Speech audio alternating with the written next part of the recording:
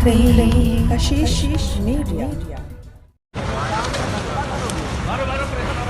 मारो जल्दी अरे इधर ना, हाँ आप सही जा रहे हैं।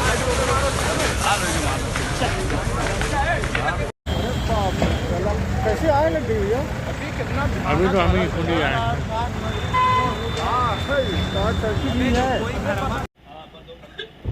बंद हो गई ना, एक और मार दे। पानी नहीं चाहिए शेखर, अरे इससे तो और चल रही है तेज, और थोड़ा डाल। पानी दीजिए तो। सिलेंडर ले लो ना, कम हुई आग? बंद हो गई ना, एक और मार दे। पानी नहीं चाहिए शेखर, अरे इससे तो और चल रही है तेज, और थोड़ा डाल। पानी दीजिए तो।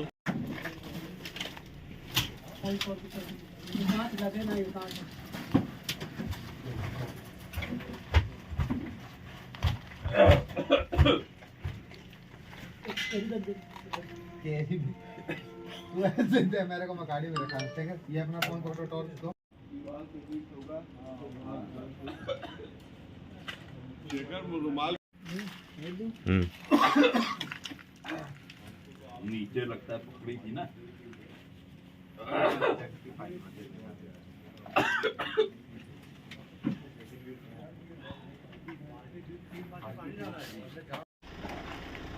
क्लिप निकल नहीं रही है पूरी।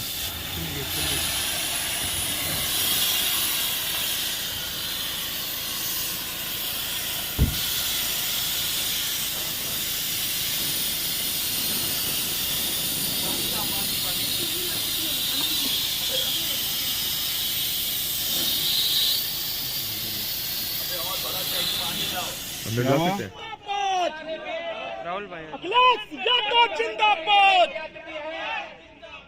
सभी आंदोलनकारियों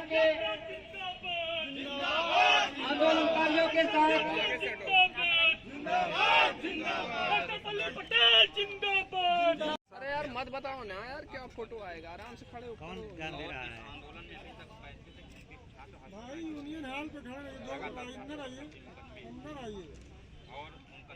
ये ना भीड़ लगी है, अंदर आइए भैया। डिपार्टमेंट से नोटिस दी गई है कि इन छात्र नेताओं का एडमिशन नहीं होना चाहिए।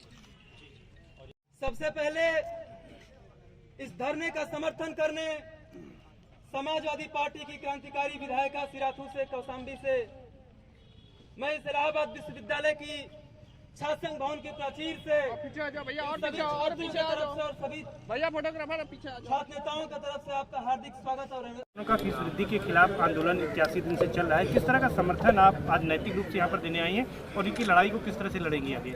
देखिए, छात्रों के भविष्य को लेते हुए ये आंदोलन सिर्फ फीस वृद्धि तक लिमिटेड नहीं है।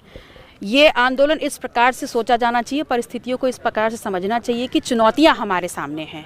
कहीं फीस वृद्धि को लेकर, कहीं एडमिशन्स में डिस्क्रिपेंसीज को लेकर, कहीं लेट रिजल्ट को लेकर के, कहीं सत्र शून्य होने के नाम पर हमारे भविष्य के साथ खिलवाड़ किया जा रहा है। और ये पूरा तरीका जो है प्लान्ड है, कुछ भी एकदम से नहीं हो रहा है। कहीं ना कहीं समाज के लोगों को या नौजवानों को उनके रोज़गार से हटाना, शिक्षा से हटाना, गरीबी की तरफ ढकेलने का एक काम है। और ऐसे में अपनी नैतिक जिम्मेदारी लेते हुए आज यहाँ आई हूँ और मैं अपने भाइयों से, चाहे वो इलाहाबाद यूनिवर्सिटी के हों, चाहे BHU के हों, चाहे कहीं के भी स्टूडेंट्स हों, मैं उनके भविष्य के साथ खिलवाड़ हो रहा है ऐसे उस आंदोलन में उनके साथ में बैठने का, उनके साथ हर प्रकार से संघर्ष करने को तैयार हूँ। कैसे ये आंदोलन आगे बढ़ाएंगे, क्योंकि अभी तक 3 महीने का आंदोलन हो गया, VC से मुलाकात नहीं हो पाई, कोई मेमोरेंडम नहीं लिया उन्होंने। क्या अखिलेश जी को भी ले आएंगे यहाँ? क्या रणनीति रहेगी, इसको कैसे लड़ाई लड़ेंगे आगे, कैसे बढ़ाएंगे? देखिए, माननीय अखिलेश यादव जी को मैं यहाँ ला पाऊंगी कि नहीं, इस पर तो मैं कमेंट नहीं कर सकती, लेकिन ये है कि जो बातें मैंने यहाँ समझी हैं और जिसका मैं प्रण लेके आई थी, वो बातें माननीय मुख्यमंत्री जी तक ज़रूर पहुंचेंगी।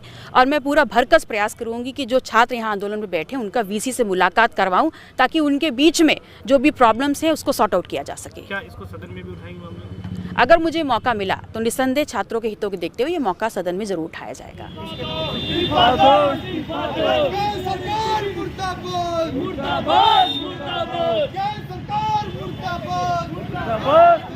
सरकार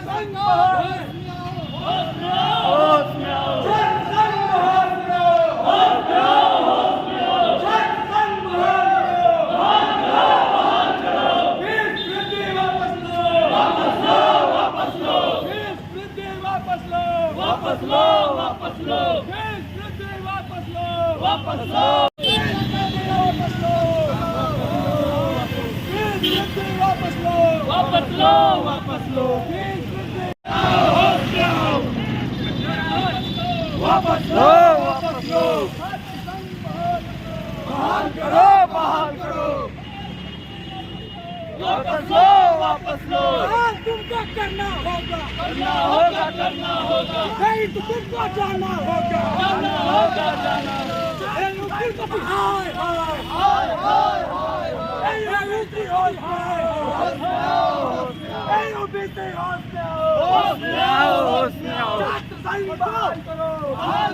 वापस लो, वापस लो, वापस लो, फीस वृद्धि वापस लो, वापस लो, वापस लो, वापस तुमको लेना होगा, लेना होगा, लेना होगा, नहीं तो तुमको जाना होगा, जाना होगा, जाना होगा, नहीं तो तुमको जाना होगा, जाना होगा, जाना होगा, अभी तो ये अधिकार मांगते, नहीं किसी से भीख मांगते, पढ़ने का अधिकार मांगते, नहीं किसी से भीख मांगते, और सरकार होश में आओ, होश में आओ, होश में आओ, अभी तो ये अत्याचार करना बंद करो, बंद करो, बंद करो, किसानों पर अत्याचार करना बंद करो, बंद करो, बंद करो, और शिक्षा को फ्री करो, फ्री करो, फ्री करो, शिक्षा बंद करो, बंद करो, बंद करो, बंद करो, शिक्षा को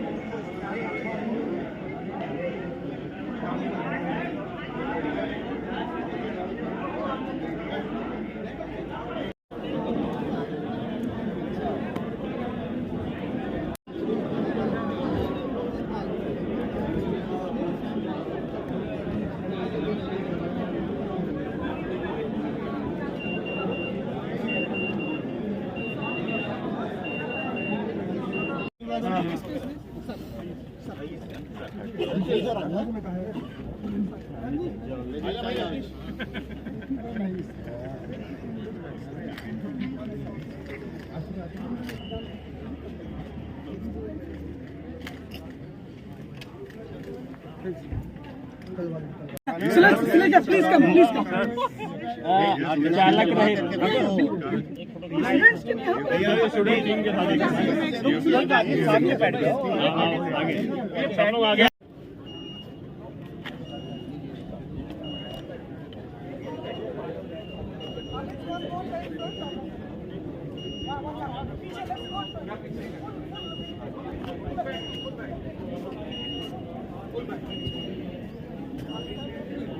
आगे मैंने कमेंट कर दिया था।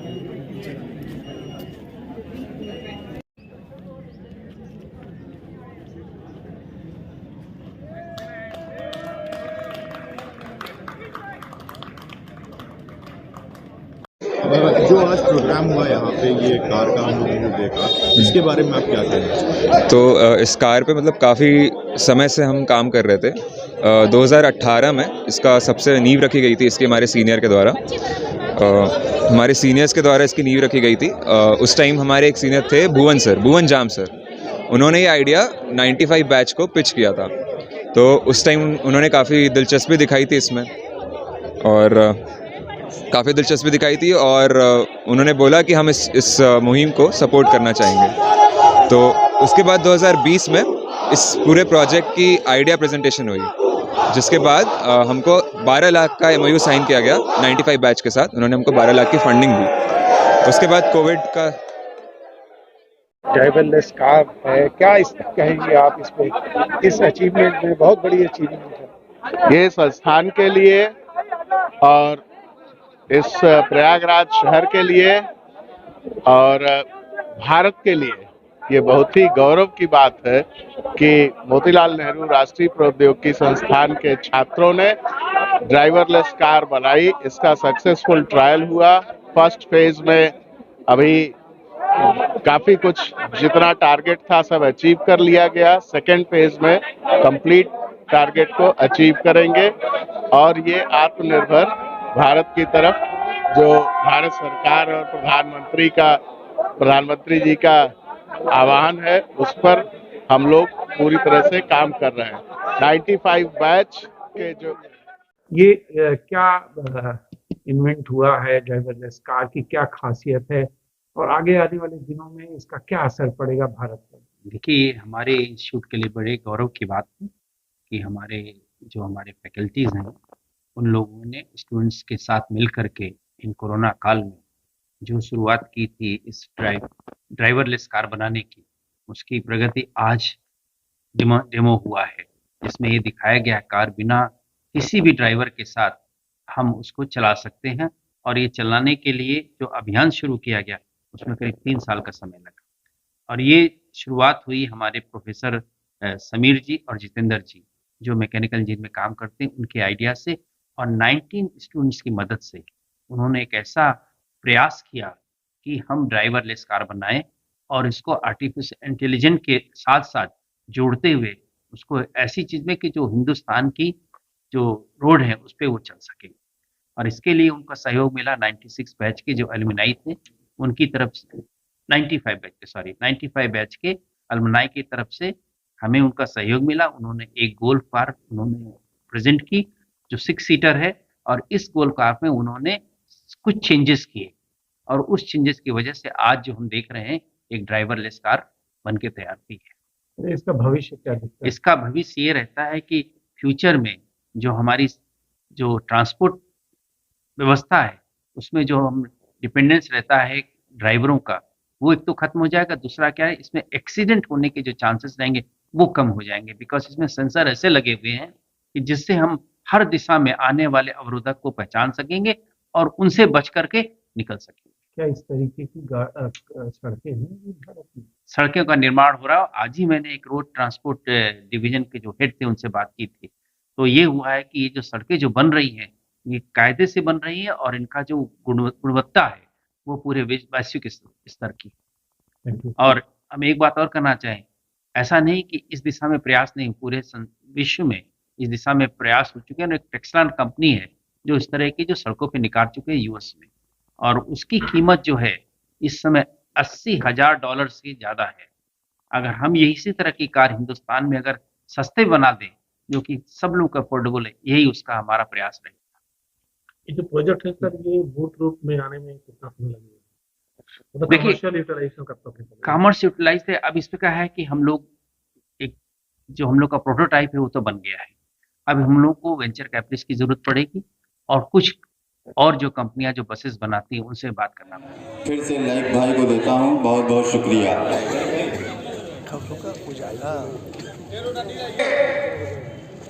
उत्तर प्रदेश के अगवाकार मजलिस-ए-इत्तेहादुल मुस्लिमीन के उत्तर प्रदेश के शेर अली जनाब हाजी शौकत साहब मंच पर तशरीफ ला चुके हैं।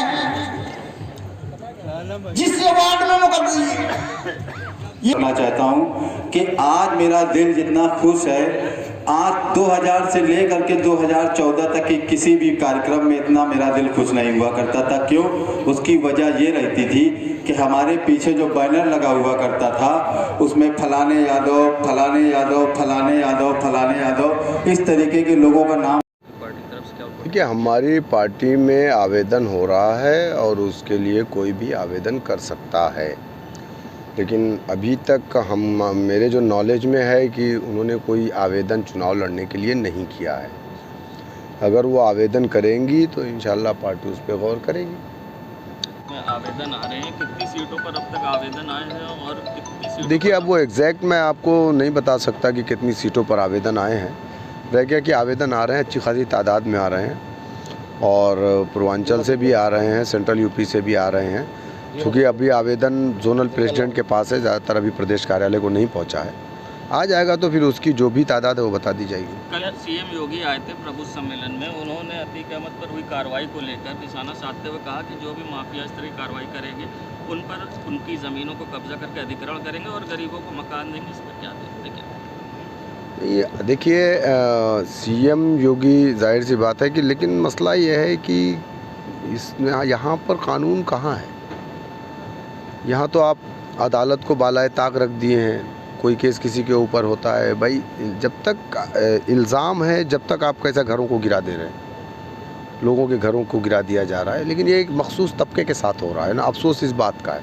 कानून सबके लिए बराबर है, लेकिन एक ही तबके पे ये सारी चीज़ें अप्लाई की जा रही है। अटाले हिंसा में आपके ही पार्टी के लोगों पर फर्जी फंसाया गया था, फर्जी फंसाया गया था, इस पर क्या करेंगे? फर्जी फंसाया गया था और कोर्ट से इंसाफ मिला है। इंशाल्लाह हमें उम्मीद है कोर्ट से हमें इंसाफ मिलेगा।